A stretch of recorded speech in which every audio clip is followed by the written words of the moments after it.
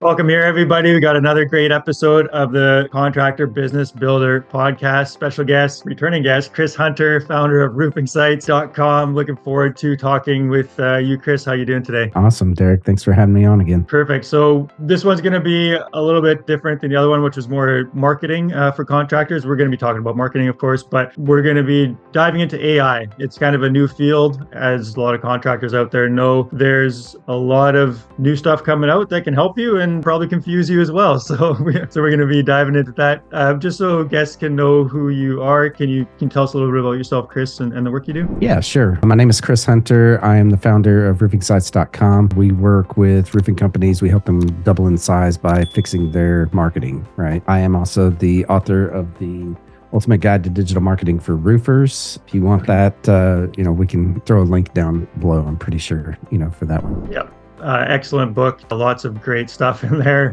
If you haven't got a copy, go and get one after you listen to this episode here. So AI, what have you found to be effective in AI? Like there's a lot of different things out there, but what's been working for you and your clients? Yeah, so I guess with AI for me, it's been more along the lines of marketing, right? What we have been concentrating on for the past, honestly, for about 4 years or so. We've been using it within our own agency, primarily around content creation, right? Because content is the hardest thing to do in marketing, right? Whether that's developing an outline for a webinar that you're working on, or whether that is actually writing a content piece for you or your client, or whether that is, writing a social post. There's a lot of ways that you can leverage AI, I think, in the whole marketing world. There's all sorts of ways that you can leverage it as an entrepreneur, as just thinking of it as a tool versus, a lot of contractors that I talk with are they've never used AI. They're very afraid of it. They think that it's going to take over the world, right? I mean, we were thinking Terminator type stuff here, right? And I'm sorry, it's not that smart. I'm just letting you know that there are controls, put on these language learning models, and most everyone is aware of ChatGPT at this point, right? That came out, I don't know, was that about 2 years ago, 2.5 years ago at this point, and really that's when people started hearing about AI. It's been around a long time. I'll just let you know that, OpenAI came out quite a ways ago, and we started using it within tools for ourselves. So there's a lot to dig into for sure, as far as that goes. For sure. And it's like anything, the more you use it, the more you start to understand it, the easier it gets, and the more benefits you're going to receive from it. So let's say contractors out there, they heard about AI, haven't really used it. Maybe they dabbled a little bit just to give it a trial, type some stuff in. How would you get started, or how would you suggest contractors get started using AI for their marketing? Yeah, so the obvious stuff are ChatGPT. That's what everyone knows, that one. You can get a free account, just log into it, start playing around with it, right? Yep. And when I say playing around, I'm a geek. I'd play around, quote unquote, on the computer all day long, right? So, to me, it's second nature. But I would suggest thinking of ways that you can leverage it as a tool, right? And have it help you with your stuck items that you're stuck on in your business or that are too time consuming. As an example, I created a personal assistant, ChatGPT. Right. So in ChatGPT, you can create custom GPTs. Well, I created a personal assistant. It knows everything that there is to know about me. I've uploaded my book. I've uploaded my staff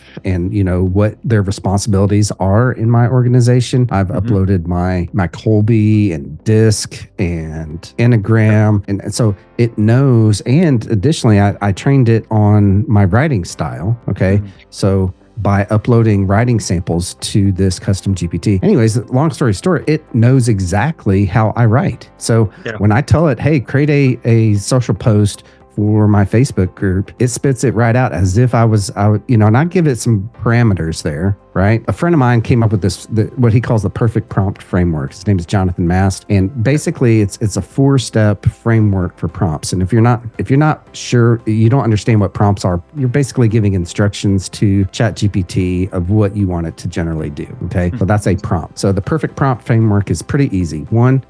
First step, you tell it what kind of an expert you want it to be. Okay. Then you tell it, give it some context. Okay. And number 3, give it specific instructions, right? You have to view it as an employee, right? If you tell an employee to go generally do something, they're going to generally do it, right? But if you tell them specifically what to do, they're going to specifically do exactly what you want it to do. Well, ChatGPT is the same way, right? And then the last step is ask for clarifications. Okay. And tell it to ask for clarifications before it actually proceeds with what you want it to do. Because there's a lot of times when you think that you're being clear and you're not clear at all, and it'll come back and ask for clarification for, what you're telling it, requesting for it to do. Okay. Yeah. So let's say as an example, right? I would say, generally what I want to do is create a blog post for Chris Hunter, right? So I'm going to my personal assistant and telling it to create a blog post about AI, okay, and how to use it for roofers. I would say, you are an expert at writing blog posts for roofingsites.com. I want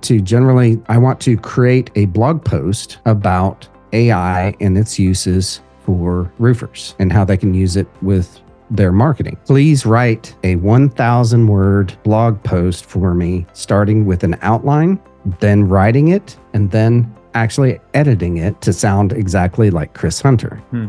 Ask for any clarifications that you need before proceeding. That's the perfect framework, right? That is like the perfect prompt to get what I'm done. Now, will it get it? It's going to get it probably 90% there, okay, to the way that I want it. And I'll just simply, just like an employee, go back and forth with it and tell it, hey, this didn't sound like me. Make it say this. Or you might have to go in and edit a word or two. But what I do is that I'll do that. I'll edit it. Then I'll feed it back to it. And I'll just say, remember this. This is how I edited it. I want you to remember this for the next time. And it will. Very cool. Yeah. Lots of great insight there. And I like how you're asking it to ask for clarifications ahead of time. It's something I hadn't thought about, but I could see it being very useful. So a lot to dive into there. To kind of going back to the beginning there of getting your personal AI assistant set up. How do you create like a custom GPT, or how would you set up that first assistant essentially with the right information? Yeah. So, and that's a great question. So the first thing, you need a paid account in order to set up custom GPTs, right? Right. Inside of ChatGPT, right? You go in, and in your profile area, you can say, go to my GPTs, and then there's a button there that says create a GPT. So essentially what you're doing is you're taking a version of ChatGPT and splitting it off to do a specific task. Okay. Now, the personal assistant is one example. I've created probably 30 custom GPTs for myself and my employees to use, right? Because I would hear them in our meetings, our weekly meetings, saying, oh, I'm stuck on this, or this takes, an hour to do. And I'm like, okay, well, I can build a ChatGPT in an hour and have it save you, 50 minutes or more, out of that hour. So it's about efficiencies, in my opinion. But anyways, going back to how you do it, it's pretty straightforward. There's a couple of different things that you have to add to it. The prompt itself, right? And I like building the actual prompt in a way that it asks me for those questions that I want to feed it as variables. And then it comes with those questions, will then, actually do what I want it to do. Yeah.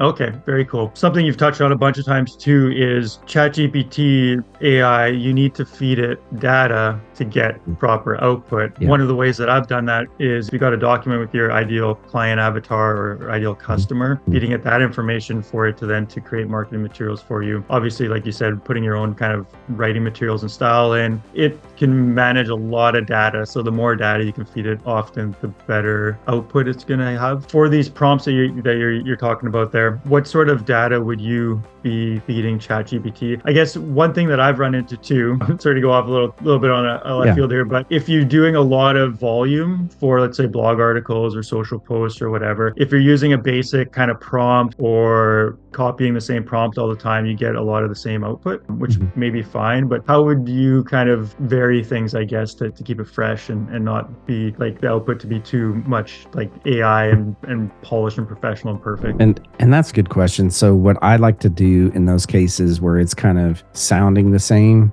right? I just create a new chat with it, right? And it learns on its own. All of your chats inside of ChatGPT or Claude or whatever that you're using, Gemini. I mean, there's a lot of different versions out there. I prefer ChatGPT. A friend of mine prefers Claude, right? But they all work generally the same. Okay. So what I specifically do in that case is I create a new chat, right? And you're going to want to make sure that you're feeding it the proper instructions in order to get it there. With content, with blogs specifically, I'd like to have it build an outline first, and then I review the outline. Okay. And then I have it write the actual blog. Okay. That generally works a lot better in my opinion. And the other parts that I'd like to have it do is build like a table of contents for that, afterwards, build some FAQs around it, have it summarize it and add that as the intro paragraph. So, I mean, there's a multi-step that you can have it take. You can do that with those custom GPTs and feed it, the examples that you want it to, write, but having it do a separate chat on each one of those actually helps a lot, honestly. Otherwise, it's going to end up sounding a lot like it's the same, all the other posts. Yeah, definitely. And I'm sure like what you mentioned with feeding it kind of your writing style or previous stuff you've done. I know as well, like you can get pretty descriptive, like you said, if you give it kind of general parameters, it's going to kind of do the same thing and make it sound like everybody else kind of. But if you can be more specific, like, I want this to be professional but fun, or can you make it more energetic or kind of be descriptive of like the writing style that you want and things like that, definitely help. Like I've used ChatGPT and Gemini as well. I haven't used Claude, but I find Gemini is usually almost a little bit more personal and right-brained, if you will, and ChatGPT is a little bit more business professional. Obviously, they can probably do both, but if I put the same prompt in each, I find Gemini has a little bit more flair and flavor, whereas ChatGPT is more business and professional oriented, is what I've found anyways. But definitely try a few and find the ones that you like. Sometimes if I get something in ChatGPT that's like, it's too much of the same or too polished, then I'll put it in Gemini and get some like something different, right? Switch things up a little bit, for sure. So as far as like, what are some use cases? You've mentioned a few, but do you have any specific use cases that could save contractors time where you've used ChatGPT or seen other people use it? Yeah, beyond the stuff that everyone uses it for right now, right? Marketing and sales, right? Those are the big ones, in my opinion. I like to have it help me write better emails, right, than what I write, because sometimes I might not say exactly what should be said, kind of a thing. I believe that, eventually all of these are going to be built into our existing tools, and they're going to just help us there versus us having to go back and forth and copy and paste a lot. And there are tools like Harpa, that integrate in with Chrome, that you can have it do that inside of the browser. But it's eventually going to be to a point to where I think that it's going to be right there, Okay. Yeah, it's becoming more integrated for sure. And you pretty much see every program or software that you sign up for nowadays, they have an AI component to it, which is good and definitely useful. For myself, like I know I've had like old documents that maybe like a while back I have a document where I just throw links in whenever I find like a new program, or if I have links that I quickly need to send to people. I have a big document anyways of different links to different stuff. So I just took that whole thing, kind of threw in ChatGPT and asked it, can you categorize and organize this information? And then sure enough, it kind of puts categories and organizes everything and makes everything formatted nicely. So it can definitely like clean up documents as well. And then I haven't really used it that much because I have my own templates and stuff, but you can get full SOPs, like operating procedures. Again, the input kind of equals the output, but it can create company documents for you, like employee handbooks and all that stuff. And generally they're all right, but going to be fairly generic, depending on, what you feed it, but it can do it in, a really quick amount of time to get you there. Where do you kind of see things going? Where do you think AI is going to be, in a year? We're not in that Terminator, consciousness level yet. It's still pretty basic as far as, it takes language and repurposes it. But where do you feel the developments are going over maybe the next year or two? Yeah, and that's a good question. I mean, you can go down a huge rabbit hole on that thought, right? You can all the way to the Terminator, kind of thing, because OpenAI about a year ago, showed this video of this robot thing that could pick up items and do all sorts of things. I think really in a year we're going to be in a different place with a lot of our tools. If there are software developers out there that are, like AccuLinks, like Job Nimbus, that are not thinking we need to be building AI into our tools, they're going to be left behind. right? I think that roofers, contractors, if you're not thinking, how can I use AI right now? I guarantee your competition is. So you need to be thinking about that now if you're not already doing that. And really, how do you leverage it, right? And you can ask ChatGPT, how can I leverage AI? How can I leverage ChatGPT, for my job? And it'll give you some ideas. Another tool, by the way, that I like for that ideation part is Perplexity, because it will actually go out there. Honestly, it's a better search engine than Google is, in my opinion.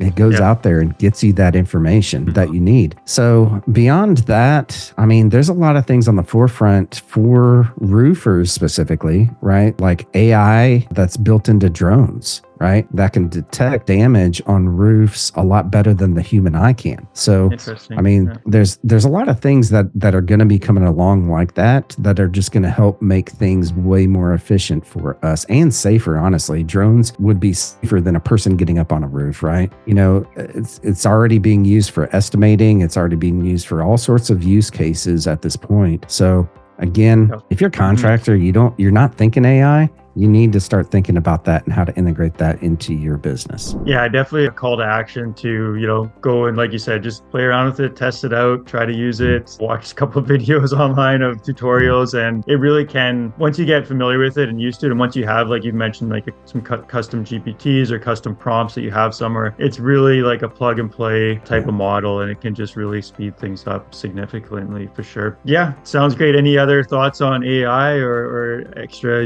tips or tricks you could help the audience here with? Tips and tricks. I got tons of those things, right? Start listening to your employees, right? And find what bottlenecks can be reduced using AI. You don't always have to be a geek like me in order to do that, right? Go to YouTube, figure out how to create a prompt, and I've given you the perfect prompt framework. Go back to that, rewind this and go and listen to that. There's lots of ways to utilize AI and just start thinking outside of the box of what everybody else is doing, because that's what's going to set you aside, I think. Yeah, for sure. And get some knowledge on it now, because it's going to pay off later as well as these new developments come out. Instead of being just oblivious or worried about it, you can be, the more you get used to it, the more comfortable you get with it, and you realize it's just another tool and it will help you run your business better. And then right now it's text, a lot of text kind of based stuff with prompts and different things, but pictures and videos and audios and all that stuff, there's AI that's coming out for all that kind of stuff. Like I know some YouTube channels where they'll now have a Spanish YouTube channel or a Chinese YouTube channel or German or whatever, right? Because they can do this kind of deep fake videos, but it's taking your videos and repurposing it for a totally different language, which may or may not be useful for you, but just gives you an idea of the ability that AI can create content and base it actually off of you and your personality and how you would create it, but just do it a lot faster or a lot easier. But thanks so much for coming on here, Chris, and sharing your blueprint there and the prompts and different things with ChatGPT and AI. It really is a game changer and will continue to be more and more relevant and definitely essential for contractors out there. Absolutely.